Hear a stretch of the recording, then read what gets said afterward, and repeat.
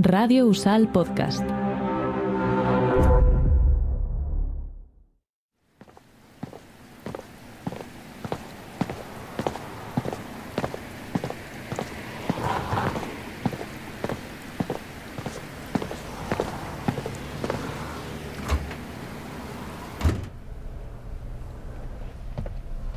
Madre mía, Sergio, solo a ti se te ocurre venir 20 años después a buscar tu paraguas a Radio Usal. A ver, hijo, ¿y qué hago yo? Además, te equivocas. Radio Usal ya no está aquí. ¿Ah, no? La cambiaron otra vez de edificio. Jova. Pero el almacén sí seguirá. Imagino que tendrán por aquí trastos y cachivaches de todo tipo, ¿sí? Sí, porque para limpiar todo eso... No, hay que tener muchas ganas.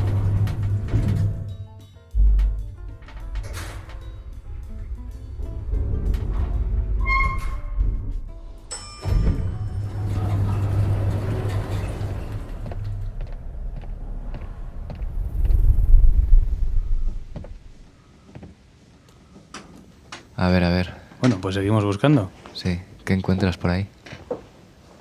Por aquí nada más que papeles y un... Bueno, aquí un libro. ¿Un libro? ¿Qué pone? Historia de Radio Usal. ¿Qué dices? No sé. A ver. Yo la historia de Radio Usal no me la sé. ¿Qué pone? A ver, así empieza. Y dijo Dios, hágase el ser humano. ¿Y eso? Pues no sé. ¿Será la magia de la radio, digo yo? Ah, a ver, sigue. Y el ser humano se hizo de barro y del polvo que poblaba el suelo. Era esbelto y proporcionado, pero no tenía pelo, ni garras, ni dientes afilados. No tenía piernas, ni brazos fuertes, ni un caparazón que compensase todas sus evidentes carencias. Oye, pero ¿me lo puedes leer con tu voz normal? ¿Puedo intentarlo? Vale. Es que... A ver, está guay, pero cansa un poco. Que yo no soy, te lo juro. Ya. Es la radio, la magia de la radio. Vamos a probar ahora. A ver qué tal. Tenía, en cambio, un poder particular que ningún otro ser de la Tierra poseía. El habla. El ser humano, que por su debilidad hubiese sucumbido al paso de los años y el peso de los siglos, se dio cuenta de que era fuerte hablando y comunicando. Así nacieron las primeras sociedades, las primeras leyes y los primeros libros. Así surgieron las creencias y los valores, las riñas y las cartas de amor. Y tras muchos milenios de comunicarse, de discutir, de amarse con las palabras y de insultarse con ellas, el ser humano decidió por fin asentarse y creó la radio, y la palabra llegó por el aire a todos los rincones.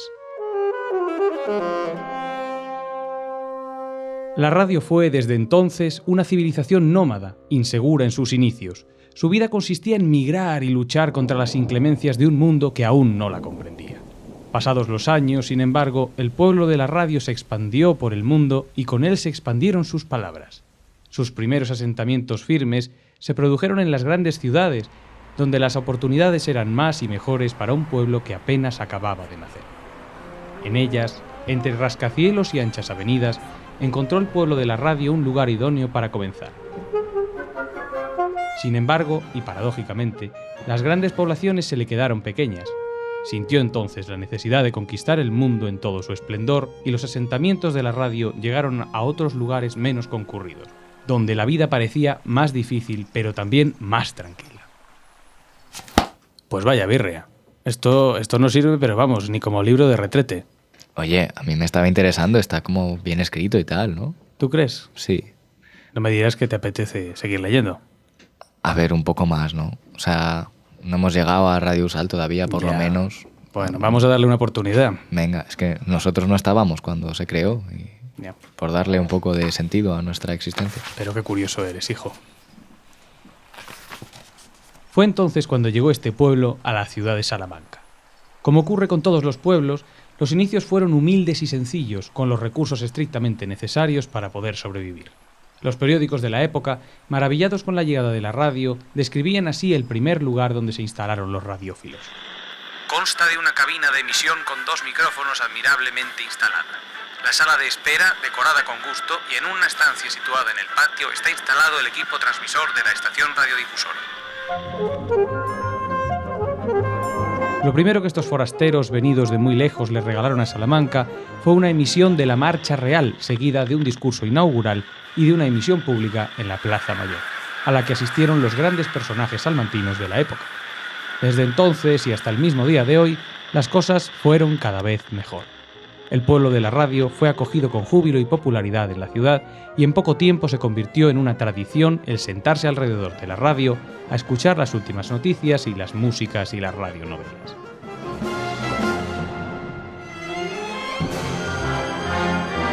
Por la radio se enteró la gente de las guerras, de las crisis y de los accidentes, pero también de los momentos más alegres de la historia y de los acontecimientos más memorables. Por la radio las gentes podían escuchar la música que sazonaba sus vidas y reírse y llorar con las melodías que les llegaban a través de las ondas.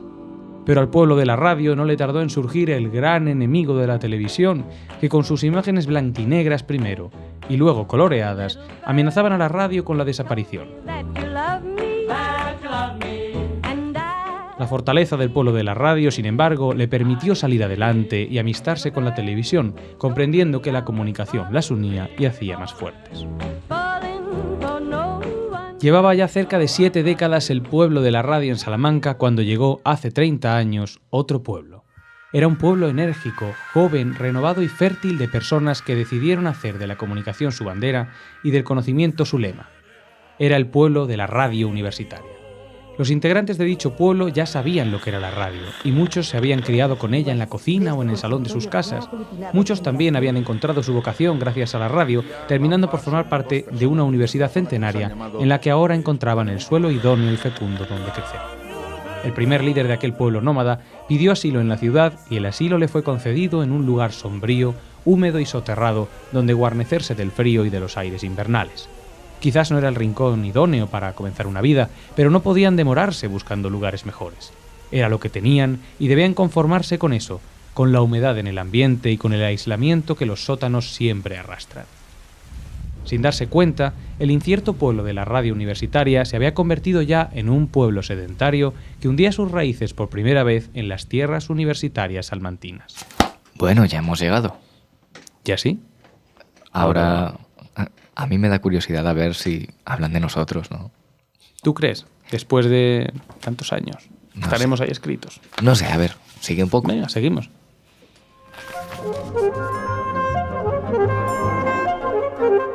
Muy pocas fueron las familias fundadoras de Radio Universidad.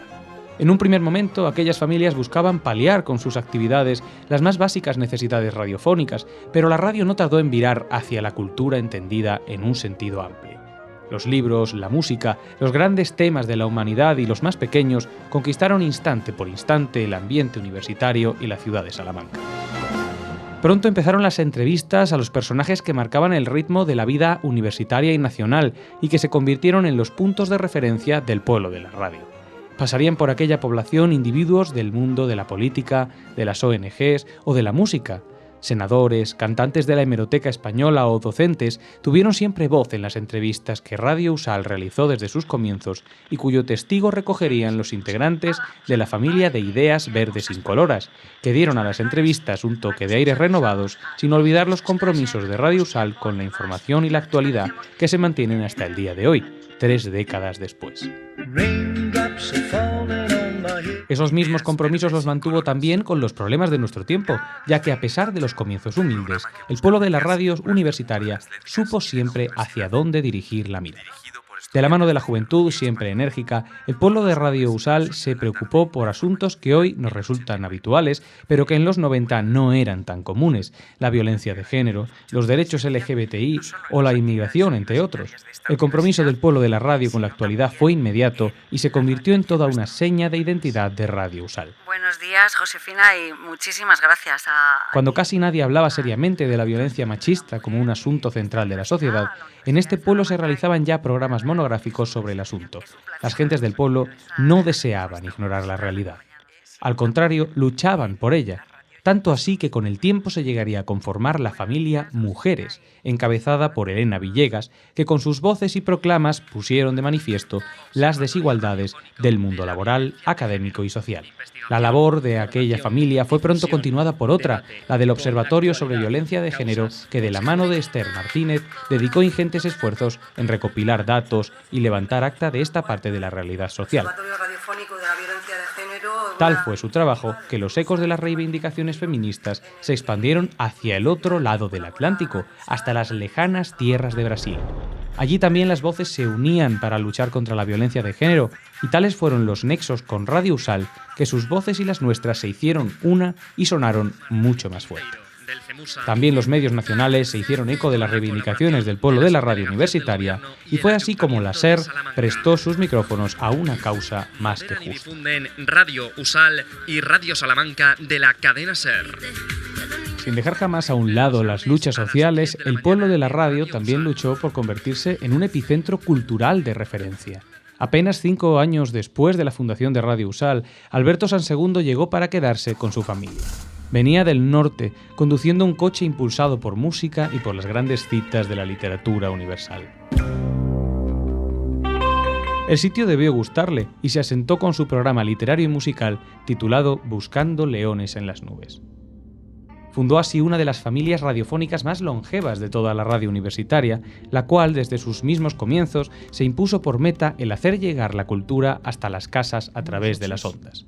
Muchas fueron las músicas y las voces que pudieron ser escuchadas durante años, todas bajo la guía confiable de Alberto. Señales inequívocas, todas, al producirse conjuntamente, de que empieza Buscando leones en las nubes. De esa manera fue como las vidas de los oyentes se amenizaron con las grandes melodías de la humanidad y se llenaron de fantasía y saberes al escuchar las historias que se narraban. El tono de Alberto, siempre cercano pero también siempre impecable, conquistó a cientos de oyentes que aún hoy se deleitan con sus recomendaciones musicales y librescas un cuarto de siglo después del inicio de sus emisiones. Sus ansias por la radio, su amor por ella, le llevaron entonces a ampliar sus dominios comunicativos, y así fue como decidió lanzarse a fundar en 2010 Todos los libros, un libro, programa en el que ahonda en la crítica literaria de la mano de expertos, lectores y literatos.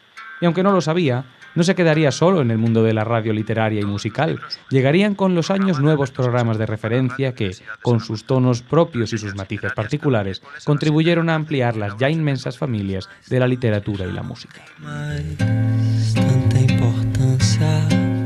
Alberto y otros tantos asistieron en 2005 a un cambio de paisaje que sacó al pueblo de los sótanos fríos donde nació para llevarlo al centro de la ciudad del Tormes. Comenzaron así las emisiones desde el Aulario San Isidro, mucho más cerca de los grandes edificios históricos de la ciudad, la universidad, la catedral o la clerecía quedaban ahora al lado de un pueblo de la radio que comenzó sus andanzas mucho más lejos. Sin embargo, en 2014 se decidió que necesitábamos ser reubicados en un edificio más novedoso, más luminoso y con mejores medios para la realización de nuestra noble labor. Y así fue como llegamos al edificio multiusos I+D+I, donde pudimos convivir con múltiples ámbitos del conocimiento que enriquecieron aún más nuestra forma de trabajar.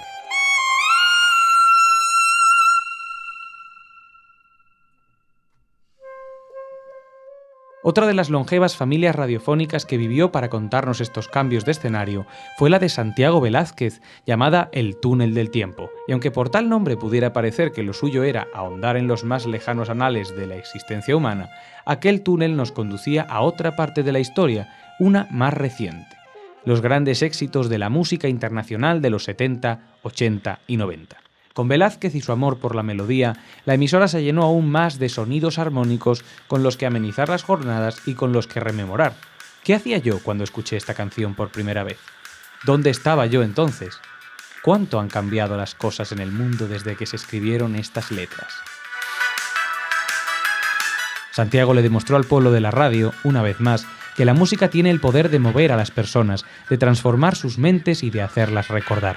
Aquí da comienzo una nueva edición del Túnel. En definitiva, con su programa le devolvió la memoria musical a centenares de personas que pudieron verse reflejadas en aquellos grandes éxitos cuya popularidad y valor serán eternos. A la ya numerosa comunidad musical del pueblo se sumaría en 2006 una nueva familia, encabezada por dos mentes pensantes con sus respectivas voces, Julio Alonso y Josemi Valle, que se fueron con la música a otra parte desde sus lugares de origen hasta este pueblo. Ellos juntos, y todos los invitados que recorrieron el estudio desde entonces, conformaron un programa donde por fin se le prestó atención a la interesante actualidad musical del mundo, descubriéndonos las nuevas modas y las últimas creaciones de nuestro planeta. Para ello, se sirvieron de entrevistas a músicos y compositores, con el fin de acercar a la audiencia la inabarcable industria musical del momento, y así fue como el puzzle musical quedó casi completo en el pueblo, a falta de la última incorporación que habría de llegar tiempo después, cuando los caminos del jazz decidieron cruzarse con los del pueblo de la radio. Selección musical y comentarios, Mario Filippini. De la mano de Mario Filippini, el gran clan del jazz sembró también su semilla musical en la radio, que le recordaría siempre a pesar de su marcha en 2016. Desde entonces, la música del pueblo quedó un poco más vacía, esperando a que alguien llenase ese puesto con nuevas melodías que nos transportaran a lugares lejanos. Carol Fernández Martínez llegaría en este año de celebración para ocupar ese vacío con los sonidos de Cuba a lo largo de diferentes épocas y estilos musicales. Oye, Sergio, que nos van a cerrar el edificio. Tu paraguas no aparece por ninguna parte. No te preocupes. No me hace tanta falta. No, ya. Si mira que ha llovido desde entonces. Oye, el libro este está interesante. ¿Te lo bajas al bar y seguimos? Venga, porque es pequeñito, que si no... Vamos, anda.